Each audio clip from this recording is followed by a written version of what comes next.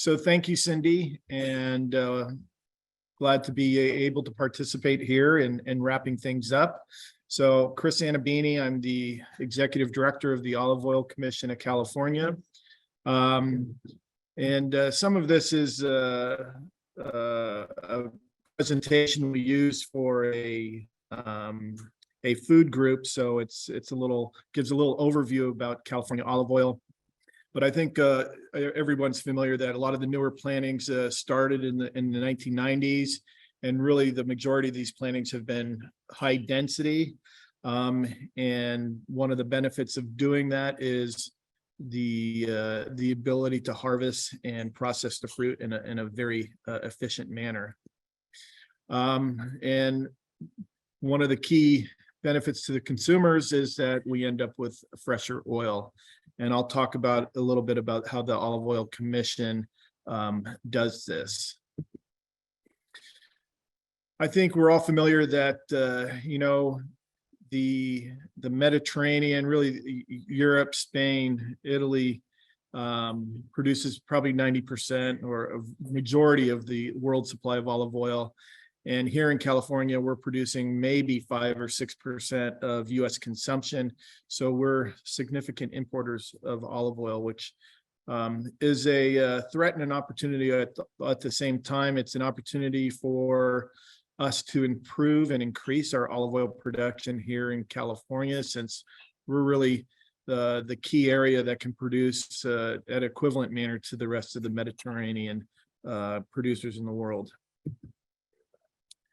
So I think everyone knows there's been a lot of fraud with olive oil, and these are all past things and reports about questionable olive oil in the world market, and questionable products that actually have ended up here in the US. And so part of the Olive Oil Commission is to really provide a verification program and trust in what's being produced here in California.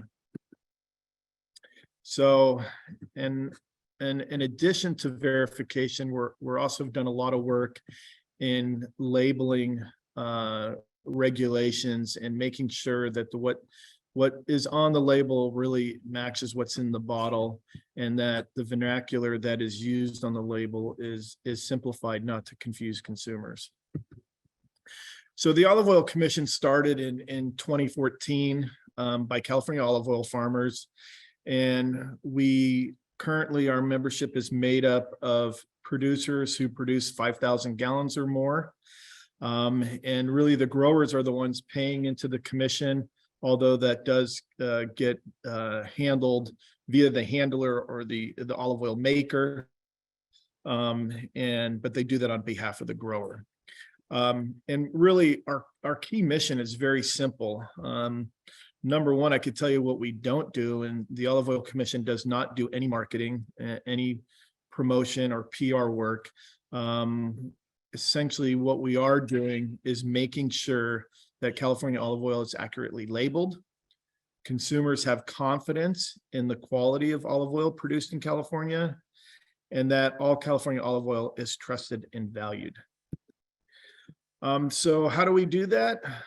So we are essentially an arm of the state of California, the Department of Food and Agriculture. And within CDFA, the Olive Oil Commission develops and enforces standards, grade and labeling standards that are actually approved by the Department of Food and Agriculture. And then we do enforce and verify through third-party sampling. So the state of California actually goes out to the handlers that have producers of 5,000 gallons or more, and they sample up to 6 lots of olive oil that the producer has made.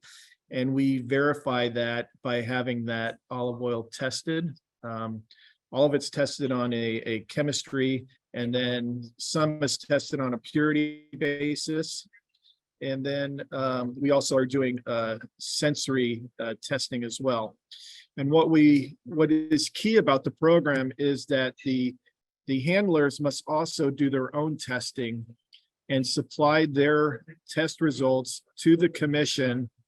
And we through UC Davis, we're able to take those test results and our test results and do an overlapping to verify that what is being said that olive oil is verified by the Olive Oil Commission of California. So again, who are we? We are olive oil handlers who produce 5,000 gallons or more. And then we also have voluntary participation for those who produce less than 5,000 gallons. And in being a voluntary member, we are verifying that you have done the minimum amount of testing.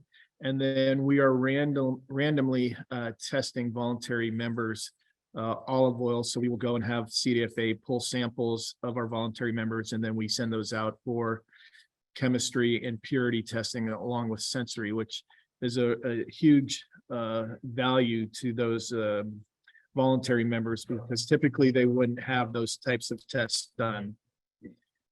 So looking a little bit more into our sampling and testing program, again, CDFA collects the samples from the producers at time of production.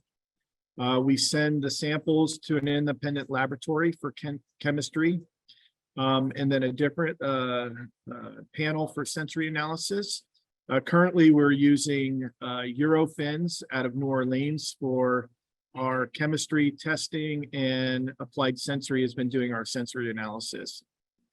And again, as I indicated, the producers must test their own olive oil using an accredited laboratory, and then we review those both sources, both tests are reviewed, and making sure that there is consistency.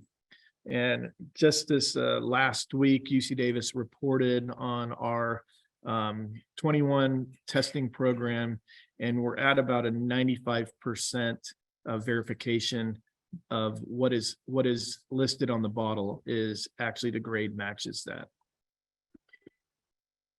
So one would ask, is this working? We have seen that the verification and the quality of the olive oil that is being produced by members of the UCCE has improved. Our verification percentage has improved. When we first started off, we were somewhere around 80%. And as I reported, we're currently hovering, depending on the year, around 95%. So this is good news for consumers. And, you know, we're able to provide the trust, the verification that when it says extra virgin olive oil, that is what's in the bottle. And we want to make sure that the grade appearing in the bottle is consistent with our test results. And really the focus is to make sure all customers or consumers can trust all California olive oil, regardless whether they're a member of the UCCE or not. The goal is to provide that trust that producers of California olive oil are the best producers in the world. That's about all I have at this point. I apologize for the noise in the background, but I would direct you to our website, oliveoilcommission.com. And you can sign up for our newsletter, which comes out approximately about once a month, where we try to share pertinent information within the industry. So at this point, I would ask if there's, or turn it back over to Cindy if there's any questions. Yes, thank you, Chris. There are a couple of questions. Is there an organization that is in charge of promoting California extra virgin olive oils? So there is a voluntary organization, California Olive Oil Council, that is doing some promotion on California olive oil. Although the focus of their promotion is centered around the California Olive Oil Council seal, where they also do a sensory testing of olive oil in order to use the seal. Okay.